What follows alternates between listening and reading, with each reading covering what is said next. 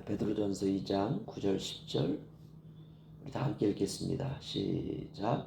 그러나 너희는 택하신 족속이요 왕같은 제사장들이요 거룩한 나라요 그의 소유된 백성이니 이는 너희를 어두운 데서 불러내어 그의 기이한 빛에 들어가게 하시니에 아름다운 덕을 선포하게 하려 하심이라. 너희가 전에는 백성이 아니더니 이제는 하나님의 백성이요 전에는 긍휼을 얻지 못하였더니 이제는 긍휼을 얻은 자니라. 아멘. 사람들이 이 세상을 살아가면서 가장 고민이 많을 때가 언제냐면 내가 누구인가라고 하는 이런 정체성 앞에서 고민을 하게 됩니다. 나는 누구인가? 나는 왜 살까? 나는 왜 이 대한민국에 태어났을까? 또 다른 나라에 태어난 사람들은 나는 왜 이 나라에 태어났을까? 또 나는 왜 백인일까? 나는 왜 흑인일까? 나는 왜 아시아 황인일까? 나는 왜 이렇게 가난한 집에 태어났을까? 나는 왜 부모가 부자일까? 이런 고민들을 하게 됩니다. 살아갈 때 이런 고민이 해결이 되어야 또 분명해야 또 우리가 그 정체성에 맞게 살아가는 것입니다. 주인은 주인처럼 살고 종은 종처럼 살고 또 종업원은 또 종업원처럼 살고 신앙 때문에 흩어질 수밖에 없었던 초대교회 성도들이 있습니다. 그들은 과연 누구일까? 베드로 사도는 오늘 이렇게 그들을 향해서 편지하고 있습니다. 너희는 택하신 족속이요 왕같은 제사장들이요 거룩한 나라요 그의 소유된 백성이니 너희는 하나님께 택함 받은 사람이다. 너희는 왕같은 제사장이다. 너희는 거룩한 나라다. 너희는 그의 소유된 백성이다. 와, 놀랍죠? 그렇게 살라는 것이 지금은 비록 흩어져 정말 외적으로 보면 그냥 포로 같은 그런 초라한 삶인 것 같지만 당당하게 살아라. 너희는 성도 한 사람 한 사람이 족속이고 제사장이고 나라이고 백성이다. 이런 자부심, 이런 신앙관으로 우리가 모든 삶에 임해야 된다는 것입니다. 이렇게 하나님이 우리 한 사람 한 사람을 부르셨고요. 그럼 그렇게 부르신 목적이 무엇일까? 베드로 사도는 이렇게 말합니다. 너희를 어두운 데서 불러내어 그의 기이한 빛에 들어가게 하시니에 아름다운 덕을 선포하게 하려 하심이라. 아멘. 쉽게 말하면 세상에 복음을 전하며 살기 위해서 너희를 부르셨다. 이렇게 말합니다. 그래서 우리도 때를 만나든지 못 만나든지 우리는 하나님의 아름다운 덕을 우리가 세상에 전하며 사는 것입니다. 그러면 됩니다.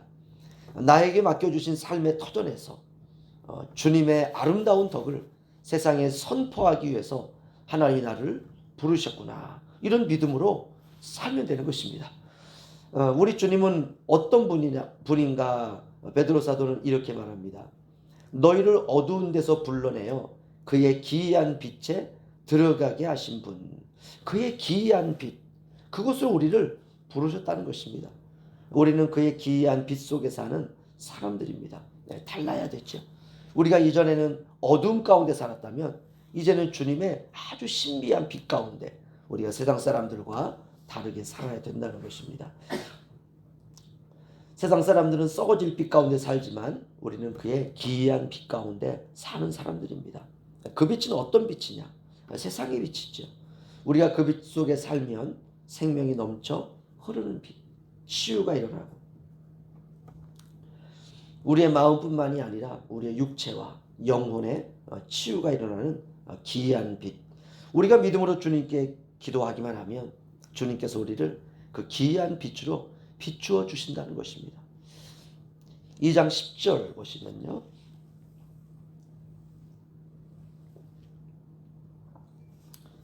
너희가 전에는 백성이 아니더니 이제는 하나님의 백성이요 전에는 긍휼을 얻지 못하였더니 이제는 긍휼을 얻은 자니라. 아멘. 우리가 전에는 모두가 다 마귀의 자식들이었죠. 요한복음 8장 44절을 보면 너희 아비는 마귀였다 이렇게 말하고 있습니다. 너희가 백성이 아니더니 우리가 이전에는 하나님의 심판의 대상이었습니다. 너희가 이전에는 긍휼을 얻지 못하더니 우리가 그랬어요. 그런데 이제는 하나님의 백성이요 이제는 긍휼을 얻은 자가 되었느니라. 어둠에 속하여 살던 우리가 이제는 빛 가운데 사는 하나님의 자녀가 되었다는 것입니다. 이러니까 사탄의 입장에서는 옛날에는 우리가 그 마귀의 자녀였는데 그 자식을 빼앗긴 겁니다. 그러니 사탄이 가만히 있을 리가 없습니다. 바라 그래서라도 빼앗아 오려고 난리 법석을 떠는 것입니다. 그래서 우리가 신앙생활을 할 때 우리의 신앙생활을 영적 전쟁이다 이렇게 말하는 것이죠. 사탄은 우리를 빼앗아 오려고 하고 성령님은 빼앗기지 않으려고 하고, 물론 사탄은 하나님에게 아무것도 아닙니다. 하나님의 눈빛만으로도 멸망당할 수밖에 없는 초라한 존재죠. 그러나 사탄과 우리와의 싸움은 그렇지가 않습니다. 우리가 육체를 가지고 있기 때문에 사탄은 우리의 육체를 늘 공략하려고 합니다.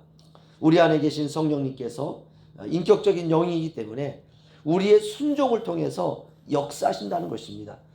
성령님은 강압적으로 싸우지 않으십니다. 그래서 영적인 전쟁입니다. 그래서 우리가 이 전쟁에서 이기려고 하면 내가 누구인지를 알아야 됩니다. 너희는 택하신 족속이요 왕같은 제사장들이요 거룩한 나라요 그의 소유된 백성이다. 너희를 어두운 데서 불러내어 그의 기이한 빛에 들어가게 하셨다.